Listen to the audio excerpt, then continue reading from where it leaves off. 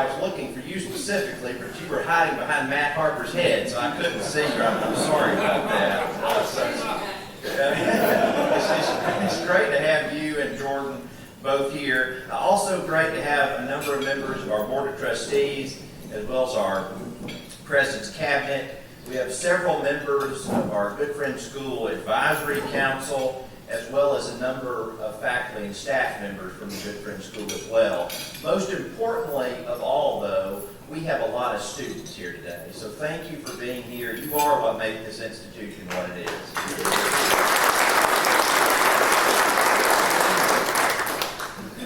As you'll see in the program, my only role was to introduce Dr. Goodfriend.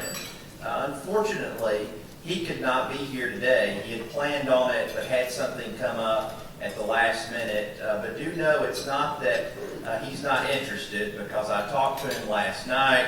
I have instructions to call him at 1 o'clock today to let him know how it went as well. And we're also recording it, and he might be watching on live stream, so I'm not exactly sure. But he certainly sends his regret for not being here. As you all know, events of this nature wouldn't happen without the generosity that he shared with this institution.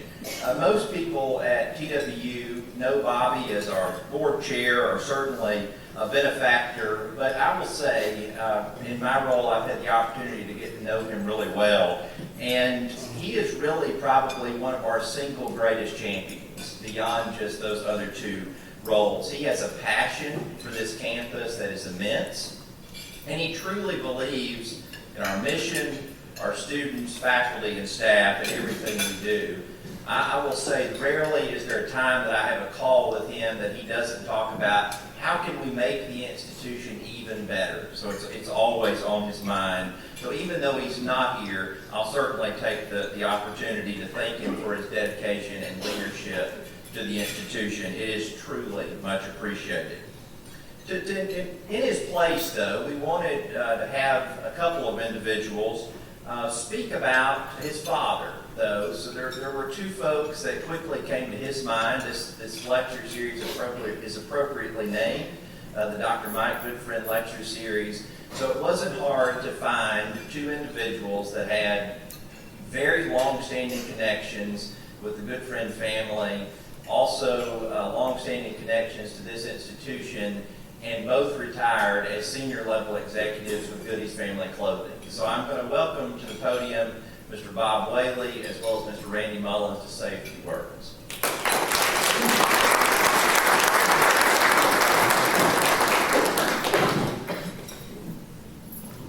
Good morning, good afternoon. I took Bob Goodfriend called me last night about 7:30. He said, Randy, do you mind filling in? Say a few words about my dad. And I went, what an honor.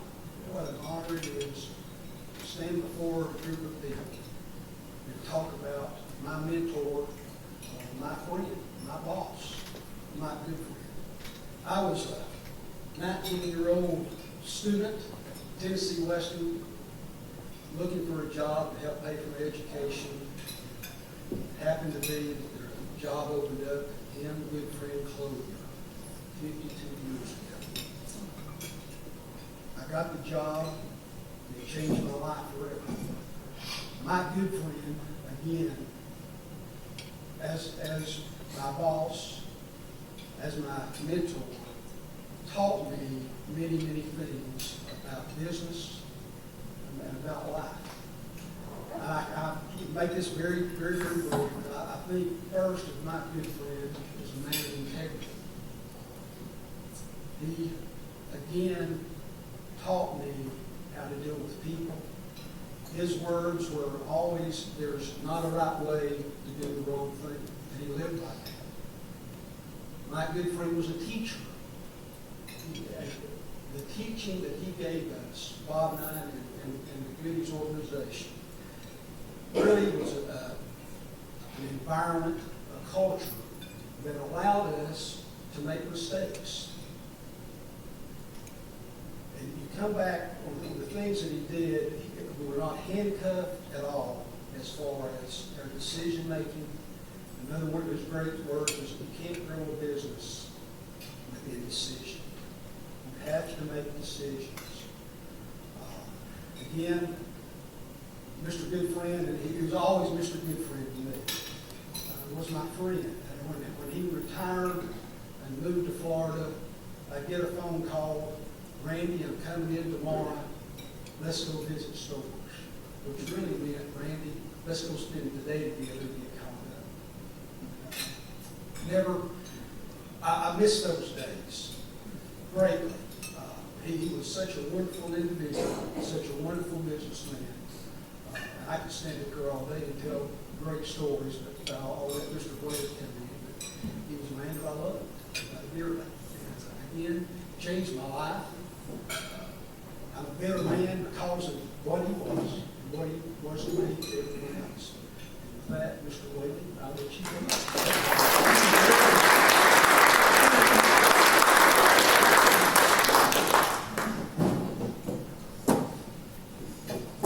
I don't know what else to say. Randy said everything that I've got written down. Like Randy, I'm a 17-year-old naive teenager. I want to go to college. I got to work. I need a job. There's a gentleman here in Westland named Buddy Liner that I knew. I went to Buddy. Told Buddy my problem. He said, I'll see what I can do. He called me a few days later and said, got a gentleman downtown that needs 2 young men for 2 weeks. Do you know another person? Yes, I do. He said, are you interested in a 2-week job? I said, it's better than what I have right now. 43 years later, I retired from that position.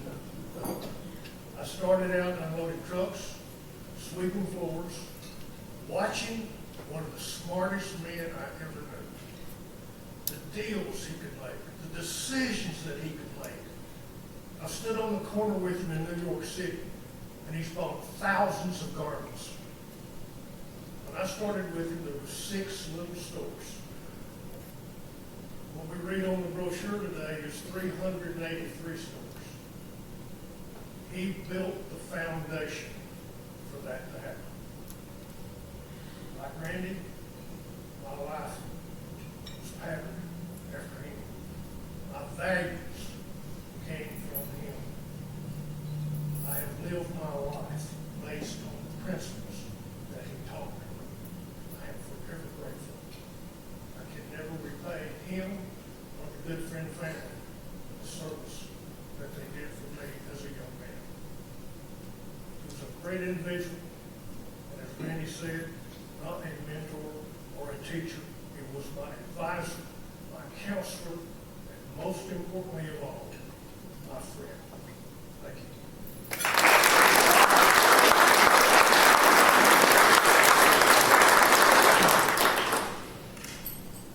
Thank you, Bob and Randy. That was an excellent segue into an introduction of our speaker today. Certainly a friend of mine, Mr. Jack Allen. When Dr. Maddox and I were talking several months ago about who would we choose today, Jack Allen quickly came to mind as somebody that we wanted to ask. I was introduced to Jack Allen many years ago by Paul Wilson, and we have remained friends since then, and I've had the opportunity to witness his leadership, strong business convictions, and ethics firsthand. Originally from Lafayette, Georgia, Jack Allen is a graduate of Berry College and the Graduate School of Banking at Louisiana State University. He began his banking career in 1972, joining Citizens National Bank in Athens 7 years later in 1979. He held many positions at Citizens, including president and board member, until his retirement in 2018. While living in Athens, Jack was heavily involved in the community, serving on numerous nonprofit boards and committees while chairing and participating in multiple fundraising projects. In 2000, his work was recognized when he was named Man of the Year by the Athens Area Chamber of Commerce and the Daily Post-Athenian. After his departure from the banking world, Jack worked in construction and started a small real estate development company specializing in residential properties. Jack still does consulting work for community bank projects and is currently developing a podcast production company. Clearly a man of many talents. These days, Jack calls downtown Chattanooga home. He spends his days city hiking in the scenic city, covering 3 to 6 miles each day. Jack has one daughter, Dr. Betsy Allen, a professor at Madisonville Community College in Madisonville, Kentucky. Jack, in many ways, in my mind, is a non-traditional leader of sorts. I could tell several stories, but I'll stick to one that I share with folks all the time. He's the only bank president that I never knew that didn't have an office. He rolled a little cart around the bank from room to room, and that's how he operated it, which stands out to me as very non-traditional, but very Jack Allen at the same time. He was always on the go, but he would always at the same time take time to invest in his team members. Even when asked about this event, in very Jack Allen fashion, he responded that he would be sure to get a haircut and shave. So his bio does very little justice for Jack's immense contributions to the banking world as well as this community. So please join me in welcoming Jack Allen.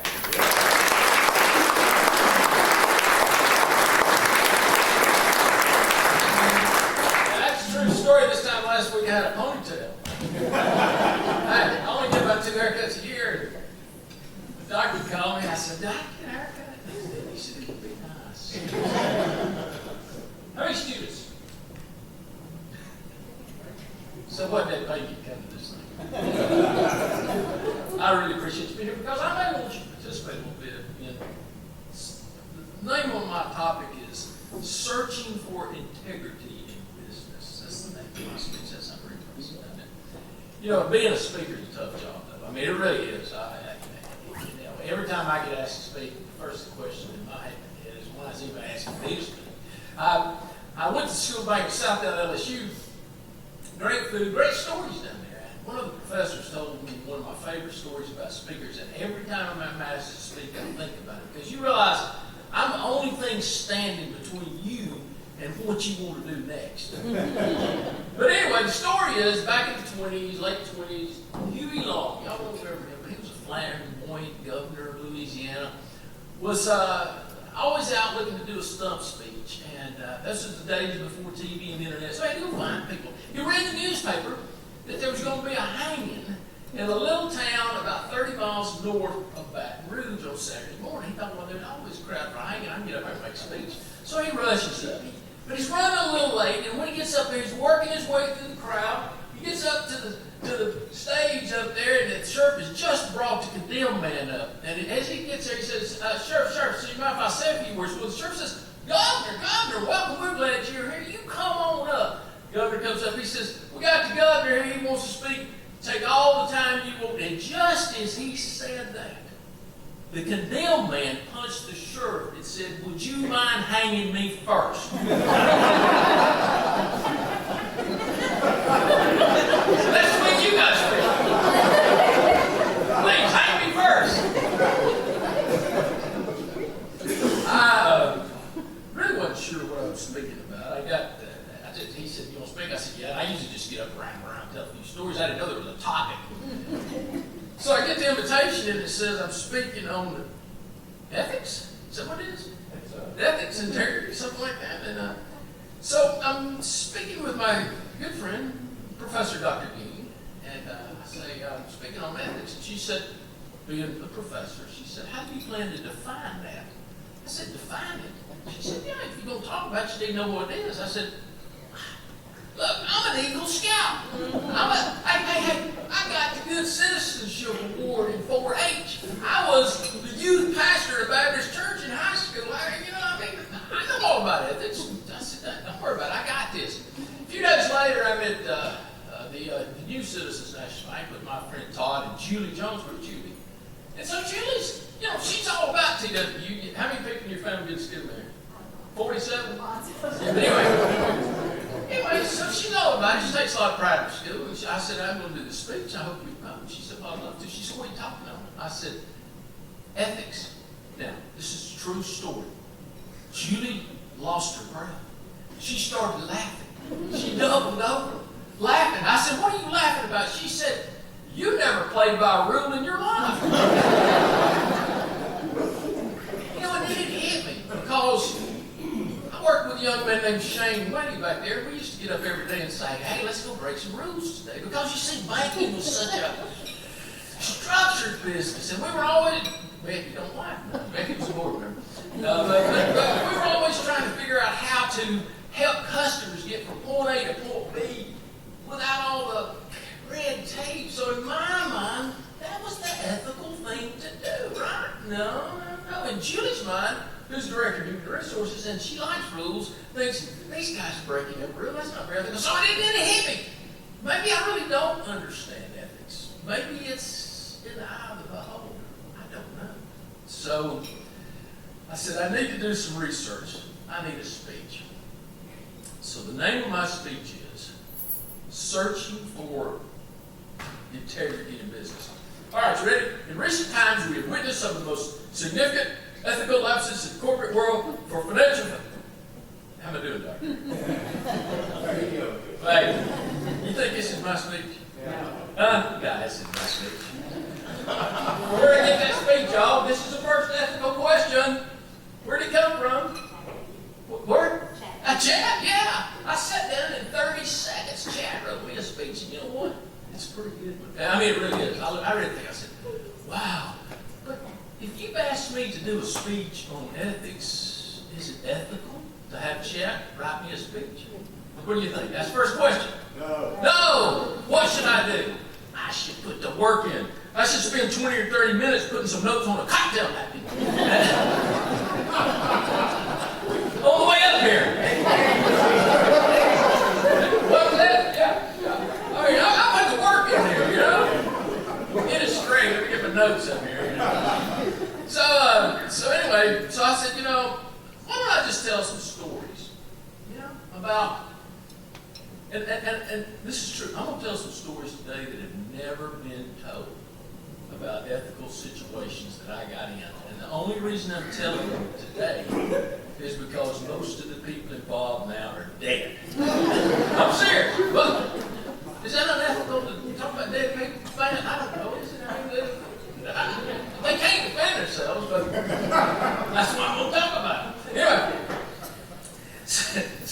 but let's go back early in the time. I'm not going to talk about my challenges growing up, but I grew up financially challenged. I mean, I can actually remember not having indoor plumbing down in Georgia.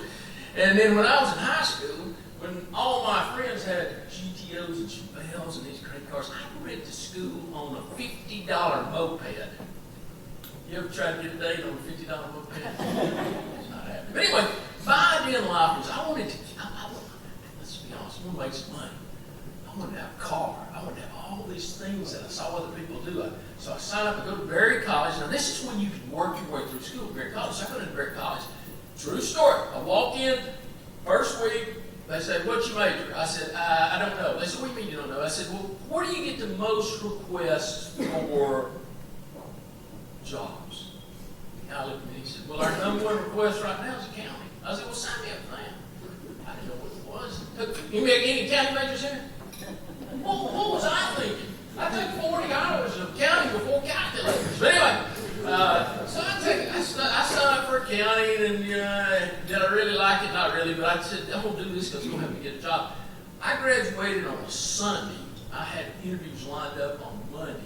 First week I did 4 interviews. I did a construction company, a hospital, a funeral home, and a bank. Guess who called me first? The bank. The bank called me first. People come up to me and they say, oh, Jack, you had a 40-year career in banking. It must have been a wonderful thing. How did you decide to get into banking? I said, well, they called me first. I said, I'd be a funeral home guy if they called me first. But that was all. I didn't care. I didn't care what it was. I just wanted to go to work. Just go to work and make some money. So my first job was an auditor. They put me in audit. And let me tell you something. I gave it everything I had. I worked 6 days. Within 90 days, I was promoted to supervisor of my division. You put that 90 days? I mean, I was just wide they sent me to Nashville. Now, that was the plum. But this was a big bank, by the way. Had offices in Atlanta, Memphis, all. But Nashville was the plum. And I'm a single guy, and I'm getting sent to Nashville. I'm really happy about this. So I go up there, and I'm gonna do really well. So I get my usual stuff. I go in there, I go hard. I'm working on generally accepted accounting principles and all that stuff, APBs. Anyway, I find a lot of problems, but that's what they're paying me for, right? Until one day I get a phone call from not my boss, not my boss's boss, but my boss's boss's boss. The number 3 man in the organization, never met the guy in my life. But he wants to come see me. And I'm thinking, this is huge, this is big. I'm getting that. Who knows how big this raise is going to be? I mean, I'm very excited about this. I put on my best polyester suit and my tie, and I'm waiting for him. We go in a room, and he's listening to me. He says, "You're doing a really good job here." And I said, "You like it?" I said, "Yeah." He said, "Can I give you some advice?" I said, "Yeah, what is it?" He said, true story, don't dig up poisonous snakes. They will bite you. I thought, what? What's he telling me here? He said, you're upsetting a lot of people. You need to back off a little bit. So what he was telling me was, I need to back off. Now here's my first ethical question. Do I go play golf? Do I back off? Do I turn my head when I see problems with generally accepted accounting principles? Or do I do my job? What's the answer? Do your job. And guess what happens? Then I say, I can't work in this organization. I got to go someplace else. And I left. And by the way, that bank was closed. And many of the audit people were sued and looking the other way. But not me, because I had moved on to my dream job. How many more time? Who's scoring time right here? Tell me when I run out. I'll just stop. Just do that. Just go, stop. Okay. Because I already got paid. I got the bill. So I get a job. I'm still in Nashville in a finance company. This was a great company. I mean, listen to me. I got about a 50% increase. So I'm saying this is great. I got a 50% increase in pay. I got an office with a window on 4th and Church Street in Nashville. I moved from the Glen 1 apartments to the Hidden Valley. Paul, you remember the Hidden Valley? I mean, it's a singles complex. I got a deck overlooking the pool. I've got a brand new used car. A motorcycle. A 10-speed bike. I mean, I am literally living the dream. I'm going to work every day. I'm having a great time. I love the people I'm working for. Until one day, my boss, who I love, called me and he said, Jack, I need to talk to you about something. He said, we're really impressed with your accounting work. I said, well, thank you. I'm pretty good at it. He said, we need you to do a little project for us. I said, okay, yeah. He said, he said, we're trying to do this development up in Kentucky. And there's a state senator up there. True story, John Gentry. Not that you would have anything to do with this, but we need his vote, and he needs some money to get his vote. I said, oh, really? I said, we need to make a campaign contribution. He said, no. He said, what I want you to do, he said, I know you can do it because I've seen you work. I want you to go back there and falsify records. I want you to bury $5,000 in the books. I want you to take $5,000 cash and hand it to this senator. And let's get this thing done. He said, because we're going to make a bunch of money. I said, okay. I need to go back and think about this one. So I go back to my office. Oh my gosh. I got the pool with the deck. I got the brand new used car. I got the best job I've ever had. I love these people. But question number 2. Do I need to falsify records, bury cash, and pay off politicians? No. There's a rule against that in there, John. Yes, yeah. I looked it up in the book. It said, no, there's a rule against that. So I go see my boss, and I said, look, I can't do this. He says, you can't? I said, no, and you don't need to do it either. I said, it's just not the way we need to operate. Because I knew, having been a Boy Scout, that if I ever crossed the line, you can't get back. Remember that. If you ever cross the line, there is no coming back. So anyway, so I realized I had to go. So then there's this other, here's Frank, here's where you come in. So chime in at any time. There's this fantastic growing bank organization in Tennessee at the time called the Butcher Organization. If you go downtown Knoxville, you'll see on the left, United Bank and CNC Bank. These are two brothers that built this banking empire in Tennessee. And I go to work for those guys because you know what? They are fun. They take care of you. Tell them, Frank. I can't tell. It was a great show. It was the greatest group of people. We had fun. I wound up, and don't laugh when I say this, Frank, you probably know, I was heading up the credit department. And I think they had put me in there because I didn't know what I was doing. I think that was the idea. But anyway, so I had been there just a few months, and I realized, and my exact words were, this is the same song next verse. They're doing things that didn't look right. So after 7 months, I decided, I'm getting out of here. So I take off. I find a community bank. Community bank. How about I get a community bank, please? I mean, great. And I leave, and within 2 weeks, I get a call back from the Butcher organization. And this guy calls me, he says, I can't believe you left much sleep. I said, well, he says, look, I need you in Upper East Tennessee. So he said, Earl, you remember Earl? I can talk about him now, he's dead. Anyway, Earl calls, he says, we need you in Upper East Tennessee. He said, we'll have the company plane waiting on you in the morning. We're going to take you up there. He said, how much you making? I told him, he said, well, double you pay. He said, let's go. I said, yes! And so I go home, and the plane's picking me up in the morning. And I get to thinking just a little bit about it. And remember this, I call a friend who I trust. And I say, let me tell you the deal. And I said, they're going to double my pay. I'm going to Upper East Tennessee. I said, what do you think? He said, well, why did you leave? I said, well, I was doing some things I didn't really like. And he said, well, has that changed? And I said, no. He said, well, what's changed? I said, double my pay. So, I mean, look, guys, I'm getting bought off. I'm getting bought off. And he looked at me and he said, I don't think you need to do that. So I picked up the phone, I called Earl, I said, Earl, don't send the plane, I'm not going to do it. And I did. And by the way, that bank was closed, and guess where Earl wound up? In jail. Jack would have been with Earl, because once they bought me, they would have owned me. So anyway, so I walked away from that. Now working in this community bank, I mean, it's just a country bank. They don't even have computers. I mean, how bad can it be? And I'm sitting there one day, Shane's a numbers guy, and I noticed that, and this is but in the old days when you borrowed money, you prepaid the interest, you prepaid all the fees, and if you paid the loan off early, you got a refund, a rebate. But I noticed, because it was all on a manual basis back then, they weren't giving anybody rebates. If somebody paid off their loan, they get a rebate. I thought, well, that's not right. So I go talk to my boss. I said, hey, what's the story? You not doing rebates? He said, are you giving rebates? I said, yes. He said, oh, we don't give rebates. He said, they don't know the difference, so we need the money.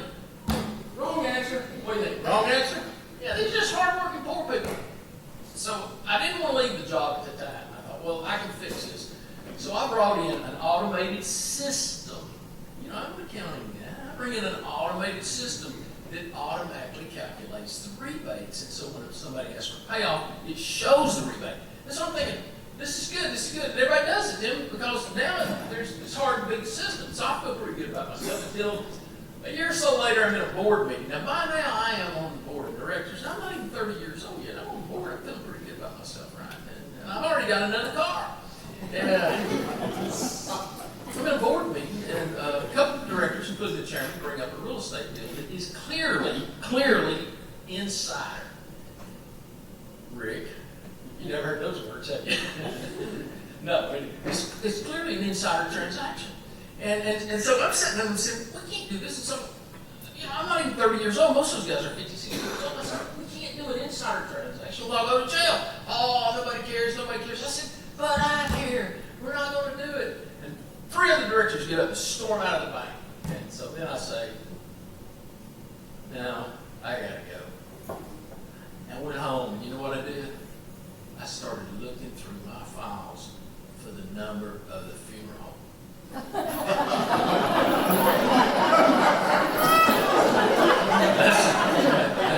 That is a true story. Because I said, I've had it with this business. But anyway, so I get lucky. I have a friend once in a while. A friend calls me and he says, hey, there's a bank over there, a little sleepy Citizens National Bank, $25 million, 75 years old. He said, they're looking for a cashier. What do you think? I said, I'll send my resume. Fortunately, I get the job.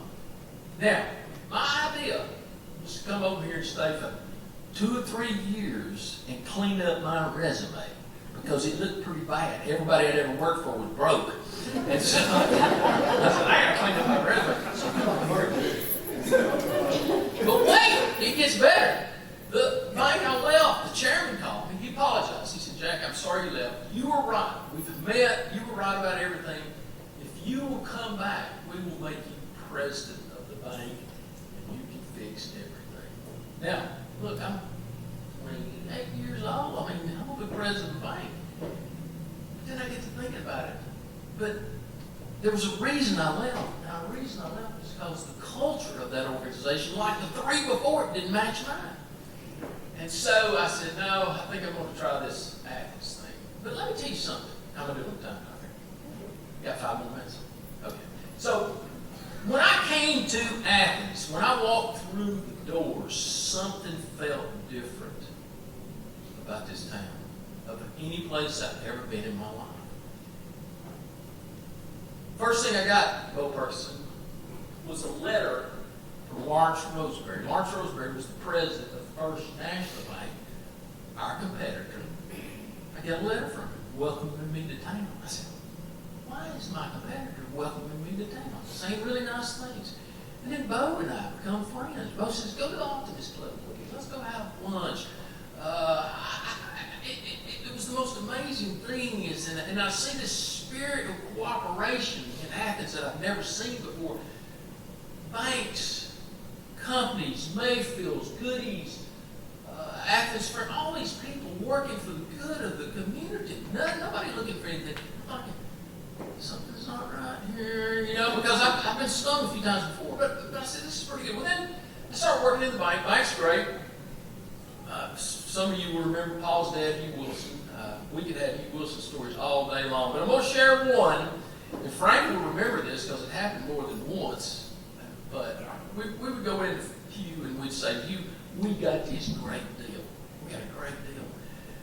We need to do this deal, and we're going to do really well in it. And he would stop and he would say, what would he say, Frank? He said, how would the customer feel about it? Yeah, he would say, it's a good deal for us, but is it a good deal for the customer? What? What's he talking about? It's a good deal for the customer. We're in here to make money, but no. His idea was it needs to be good for everybody. Maybe the ethical thing to do in business is to make sure that everybody wins. And so I'm starting to learn from Hugh Wilson and the Wilson family that maybe we don't do everything for money. In fact, Paul Wilson used to say, let's take care of our employees, let's take care of our customers, and the bottom line will take care of itself. This is so foreign to what I've been taught working in the big banks in Nashville.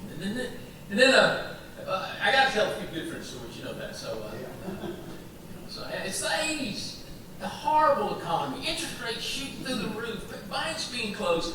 My job is to design profit plans because I'm an accounting guy, I take a lot of pride. So I go into a board meeting for next year's plan, and I say, guys, it's going to be a tough year. If we make as much money as we made last year, just as much as we made last year, we will have had a great year, and here's my plan. And everybody sits there and shakes their head, except one person. Who was it? Mike Goodfriend sitting there. And I love Mike Goodfriend. I'm not kidding you. Everything they said about Mike Goodfriend was true. I adored Mike Goodfriend. But he looked at me and he said, Jack, if you were working for me right now, you wouldn't have a job. I said, what? He said, don't ever quit before you start. He said, go back and put together a plan that stretches the bank. If you don't make it, we'll understand. But don't quit before you start. Well, now, me being the accounting major, I could have, kind of voted up. But I thought, I need to listen to this guy because he knows something. So I went back and I worked and I struggled. Came back and I said, okay, I've got us with a 10% increase in earnings next year. Well, that was pretty bold. But I said, let's just stretch it. So how do you think we did? We had a 10% increase in earnings. So what did Mr. Goodfriend teach me? He taught me, you gotta have vision. You gotta stretch it out there just a little bit. And I wish Bob was here. He's a fun guy. But anyway, I'm sitting at a board meeting with him one time. You tell me, Carter. I'm sitting in this board meeting, and he's looking at, he was good with numbers. Bob's pretty good with numbers. So anyway, he's looking at a ratio. He said, Jack, I don't understand this ratio. He said, something doesn't look right about it. He said, what's throwing this off? Now, Shane, what I used to do with bank examiners, I'd start saying an answer, and I'd say, look over here, look over here, look over here. And I could have done that with Mr. Goodfriend, but you know what? I just looked at him and I said, Mr. Goodfriend, I don't have a clue. That's exactly what I said. And you know what? It felt good. Honest. I was honest. I didn't have an idea. Now, here he is. What's Bob going to do? He's got me where he wants me, right? No. You know what he said? He said, thank you. I appreciate an honest answer. I'll never forget that. He said, you think you can have that next month? I said, yes, I can. You see, this is the Goodfriend. Honesty and integrity were important to that family, just like my banking family. All right, I've run out of my notes here. Where am I? Let me get my napkin out here. I'm lost. It's the other side. I want to talk about Paul. Paul and I worked together for years. And Frank. Paul and Frank and I worked together for 30 plus years. And we had a very unique relationship. Paul likes to say that he and I only disagreed once and we were both right. But we made money both times. And we made money both times. But the truth is, Paul and I didn't agree a lot because Paul was that guy that was always out there thinking about the next move. I was that guy over here, the numbers guy saying, I don't know. I remember one of these little deep discussions we had one time about Paul wanted to buy a fax machine of all things. I'm saying, a fax? Who's going to use a fax machine? That's crazy. I think we're the first one in town. Anyway, but the thing about Paul and the thing about Frank is they were people I could trust. When I talked to them, I knew I could trust them, and I hoped that they could trust me. Now, don't take that lightly. You're out looking for that job. Find people you can trust. Because I tell you, they're not, I shouldn't say that, based on my previous record, they're not always easy to find. But when you find an organization or people you can trust, you stick with it. I was planning on staying in Athens for 2 or 3 years. I retired here. I got offers, I got calls, people tell me other things, but I'll tell you what, when you find an organization you can go to bed at night and sleep, you need to stick with it. We did something that was so unique, Paul and Frank and I did, is we stayed out of court. When I was in Nashville, I was in court all the time. I was always in court. I got to where seriously, I didn't even hire an attorney. We go to court, they walk in and say, where's your attorney? I said, I don't have one. They said, you don't have an attorney? I said, I'm going to lose anyway. What difference does it make? And it was true, we did. But we took the position that we didn't want to go to court. And we stayed out of civil court for 30 years. And you know what we did? It was so unique in business. But we told people we were sorry. We messed people up. We told them we were sorry. We fixed it. We had a rule. We'd say, don't let the sun set on a mad customer. If you've got somebody that you've upset, if it's your spouse, don't let the sun set on a mad customer. Because when they don't sleep at night, the next morning, Grant, they're going to call Bridget. So we spent a lot of our effort trying to cultivate a culture where and one of the things we found, and Paul and Frank and I used to talk about it a lot, but if you've got a customer, and you keep somebody, look, we might handle 20 to 30,000 transactions a day in our business. You're going to mess up, aren't you? I mean, the odds say some percentage of So what you got to do is, what I used to say, Shane, it's not about the problem. It's about the fix. When you mess up, focus on the fix. Don't worry about the problem. Focus on the fix. But the other thing is, you imagine how much you're distracted in your business spending time in court with unhappy customers. So that was one of the things we did, and I guess that's the thing I'm proudest of. And I think we did it in a very ethical way. We took care of people and told. And that's the other thing. I once read that if a doctor messes up and says they're sorry and mean it, or if a hospital messes up and says they're sorry, the odds are 60% that they won't get sued. But the problem is, and this is what when I was in Nashville, I was taught that. I said, never admit anything. Don't say nothing. As soon as somebody's mad, just call the attorney. That's the way it be. So, anyway, that's part of the lesson today is don't be afraid to tell people you're sorry.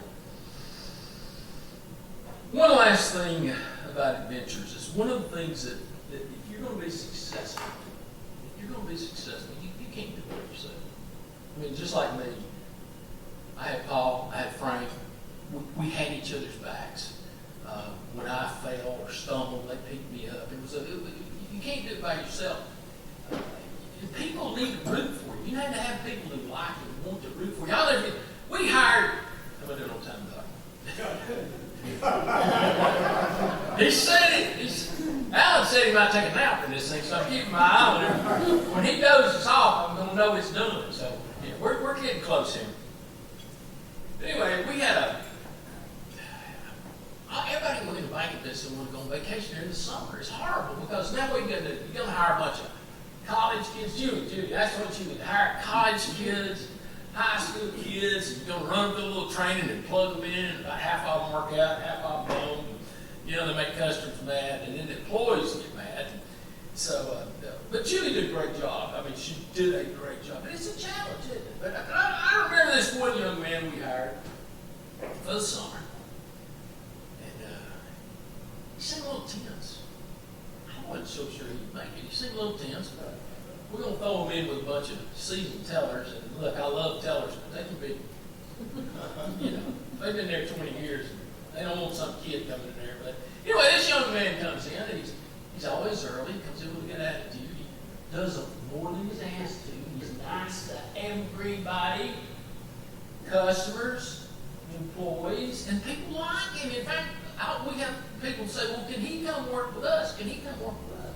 I thought, well, this is unique because this is a young person that's really, they're thinking about something else, but at this moment in time, this is what's important, and they're going to do everything they can to make it work. Anyway, kid goes back to school. A few months later, I'm walking behind the teller line. There's a wall back here. And I'm looking at the wall, and there's all these newspaper articles on the wall. I see this kid went out and he did a bunch of exciting stuff, and he was in the paper a lot. And at the top of the wall, it said, the Tyler Wall of Fame. The Tyler Wall of Fame. I said, what's this? They said, oh, we keep up with Tyler. Did you see this? Did you see this? Did you see this? Guess what? You see, Dr. Forrest, as we know him now, back then, those nice ladies, was Tyler. He worked hard, and they liked him, and they were excited about his success, and they're excited about it today. That's where you got to be, guys. You can't do it by yourself. You got to, every time you get an opportunity to help other people and be part of the team, make it happen. Because you got to have those people rooting for you along the way. So, what's your greatest memory there of the? You wish I'd done that story there. That's a true story. I wish I'd taken a picture of the Tyler Wall of Fame. All right, I'm wrapping this up. What's the most important part of the speech, really? Oh, what's the most important part? I'm I gotta say about Tyler, he was the most popular employee we had both inside the bank and with the customer. Really great. Sorry, I missed my cue, Jack. You missed your cue. I'm not being smart. You add anything because Paul and I, we called ourselves business partners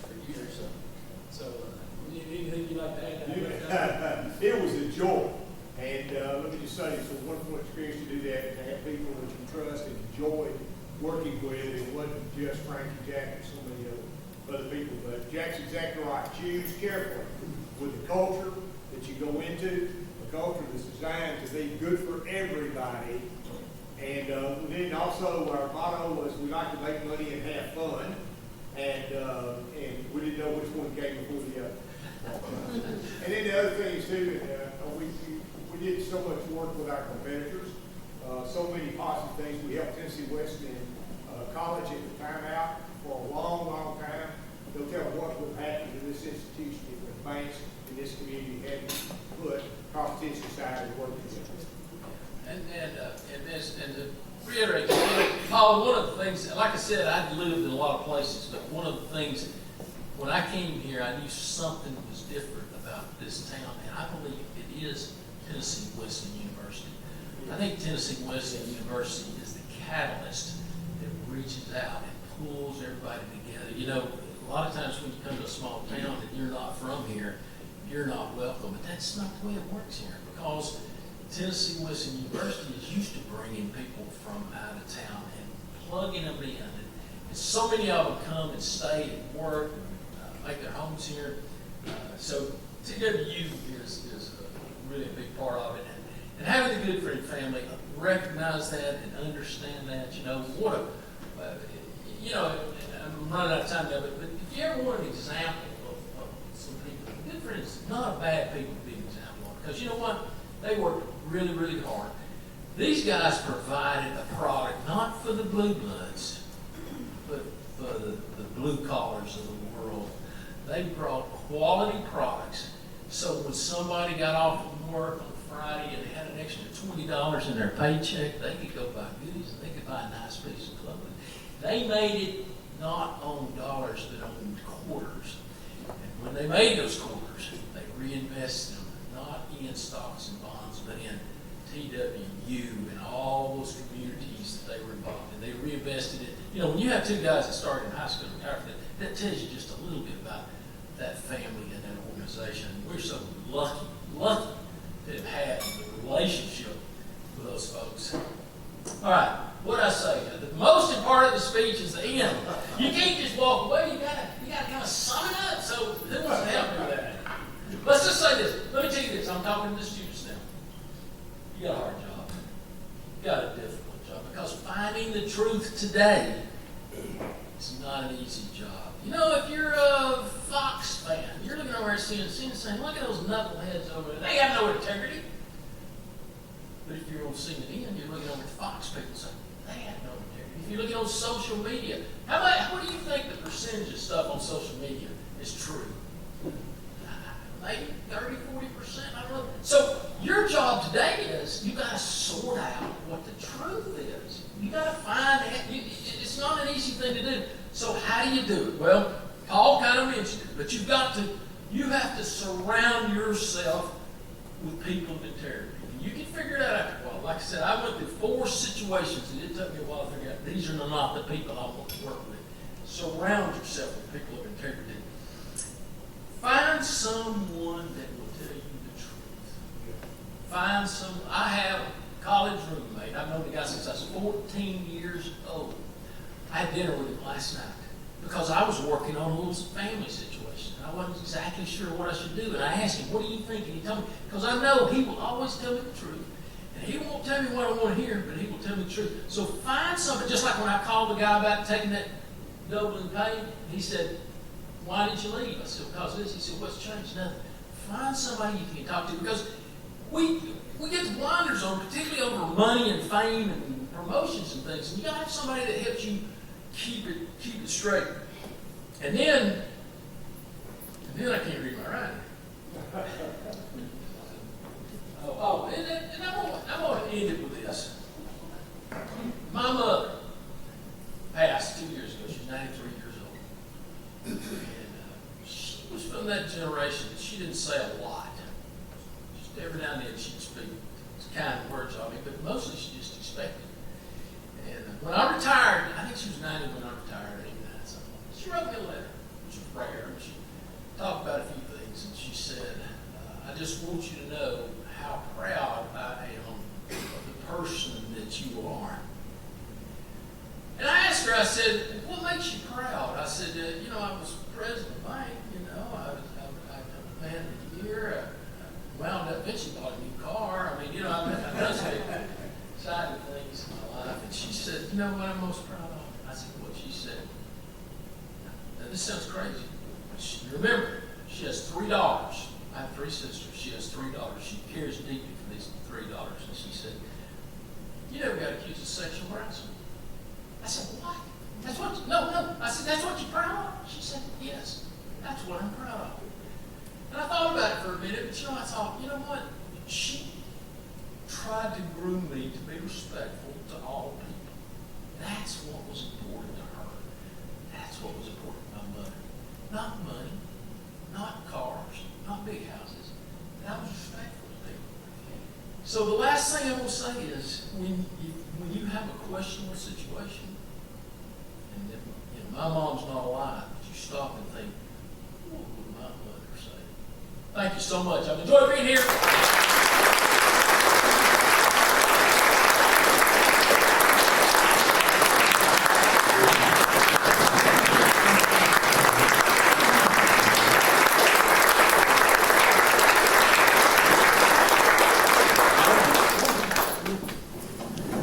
Wow, thank you, Jack.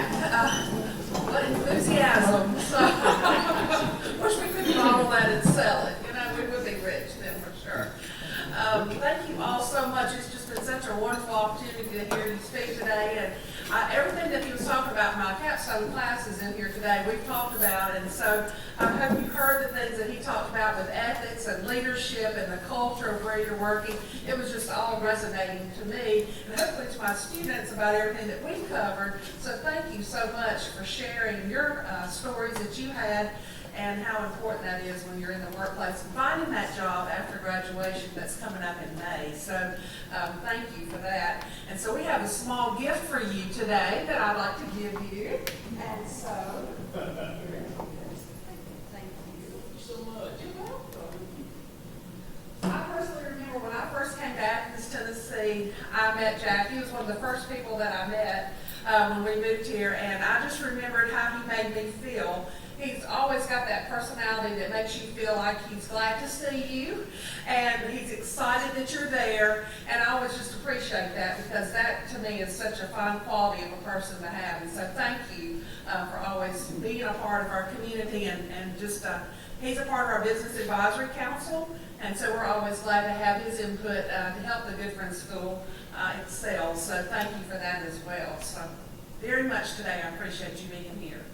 So at this time, what I'd like to do before we leave is to make sure that our students know that they can stay for a few minutes. We'd like to get some pictures with you and Jack today. So if you can kind of just gather right here, that would be awesome for you all. And again, thank you all so much for being here today. It's just a pleasure to have everyone here. And we look forward to seeing you again soon. So thank you again, and have a great afternoon.